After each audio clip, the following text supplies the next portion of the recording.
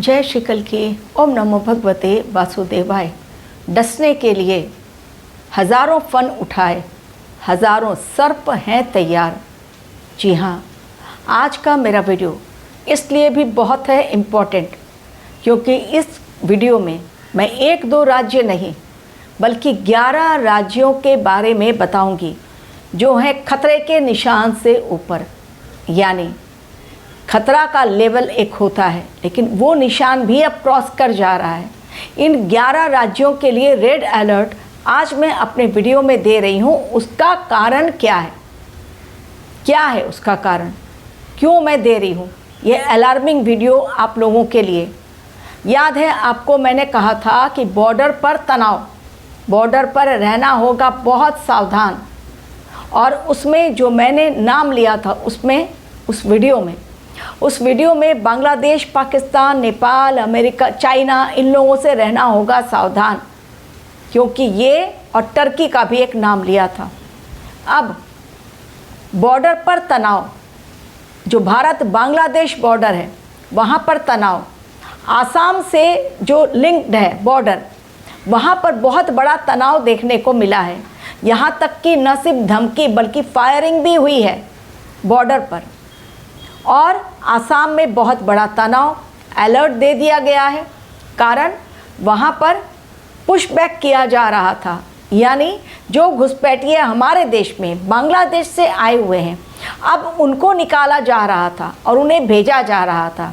Border पर तैनात हमारे बीएसएफ की टुकड़ी और वहाँ के जो गार्ड्स होते हैं बांग्लादेश के बॉर्डर के उनको कहा जाता है बीजीपी, यानी बॉर्डर गार्ड बांग्लादेश। तो बीजीपी और बीएसएफ दोनों के बीच में भयंकर टकराव, चिल्लाने की आवाज़, बॉर्डर पर लोग जमा हो गए बांग्लादेश के और किसी भी तरह से उन घुसपैठियों को बांग्लादेश में जो हमारे देश में रह रहे हैं उन्हें वो वापस लेने को तैयार नहीं है। तनाव इतना बढ़ गया है आसाम में कि वहाँ पर अलर्ट दिया गया है बॉर्डर पर, एवं सरकार भी हो गई है। आसाम में सरकार कौन है आपको पता है, अभी रिसेंटली हिमंता बिश्व शर्मा चुनकर आए हैं।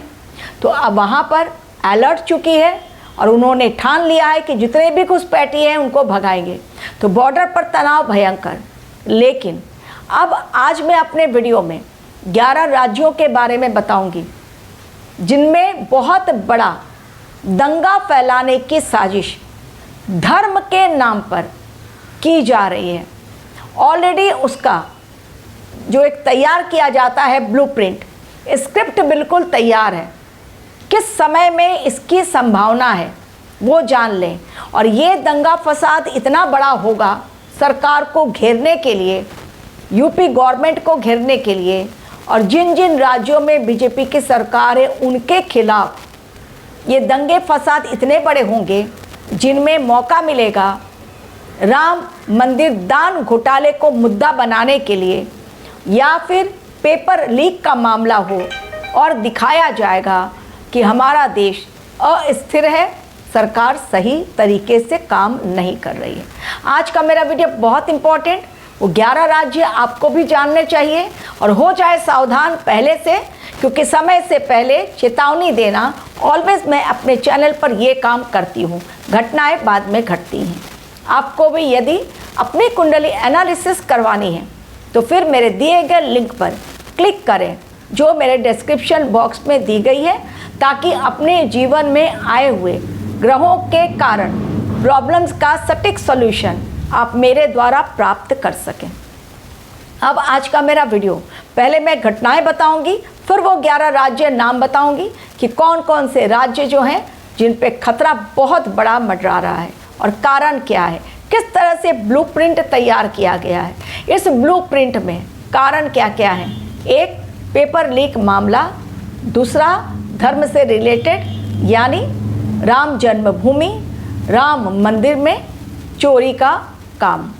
इसको मुद्दा बनाया जाएगा कि चोर पकड़े क्यों नहीं गए, जेल के अंदर क्यों नहीं गए, कैसे इतनी बड़ी चोरी हो गई, कैसे इतना बड़ा पेपर लीक हो गया, महाराष्ट्र में भी हो गया। तो ये सारी चीज़ें आने वाले समय में दिखाई जाएंगी सरकार के खिलाफ कि ये देश हमारा अस्थिर है, अशांति है, समझ लीजिए ऐसे कि बहुत बड़ा तूफान आने जा रहा है।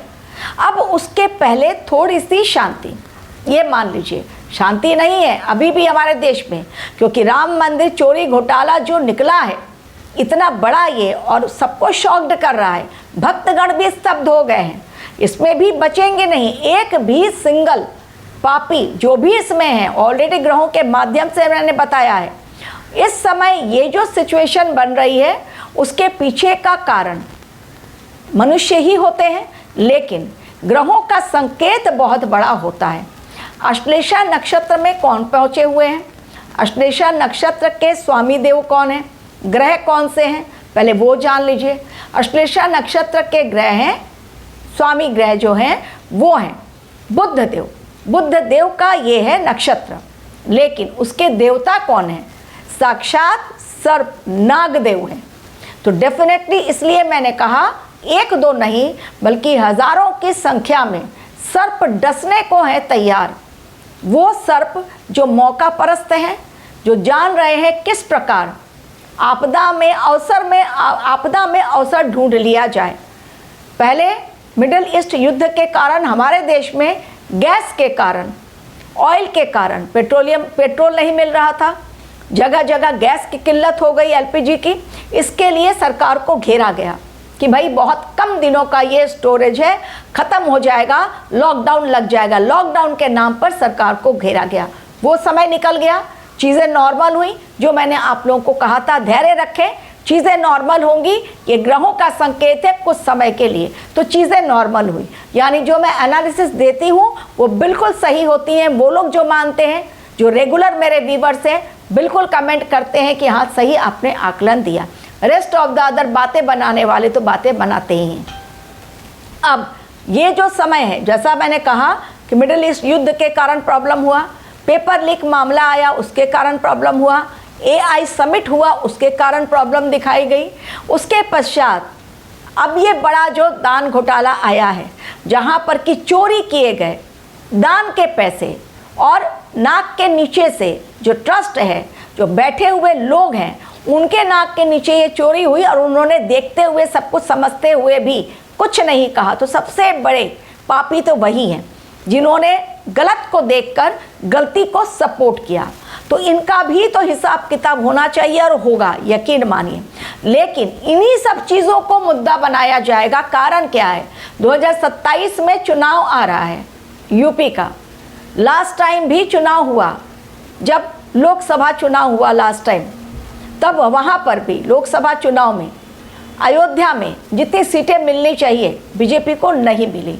अब इस बार भी यूपी इलेक्शन आ रहा है 2027 में, योगी न जीत पाएं, इसके लिए उनके खिलाफ ये बड़ा मुद्दा बनाया जाएगा। एवं 2027 में और भी कई इलेक्शन आ रहे हैं, उनमें बीजेपी ना जीत पाए इसके लिए, एवं बाहर भी ये मैसेज जाए और बाहर बैठे हुए जो लोग हैं फंडिंग दे रहे हैं, सपोर्ट कर रहे हैं, अमेरिका, चाइना, बांग्लादेश, पाकिस्तान, याद रखिए इन सब की कड़ियाँ जुड़ रही हैं हमारे देश में फंडिंग देने के लिए, ताकि हमारे देश का नाम बदनाम हो और इतना बड़ा आंदोलन हो धर्म को लेकर, जाति को लेकर, संप्रदाय को लेकर, शिक्षा को लेकर, कि दिखा दिया जाए हमारा देश करप्शन में लिपटा हुआ है, चारों तरफ घोटाले ही घोटाले हैं, बिजली नहीं मिल रही है, सही तरीके से काम नहीं चल रहा है, देश में पूरी तरह अशांति फैली हुई है।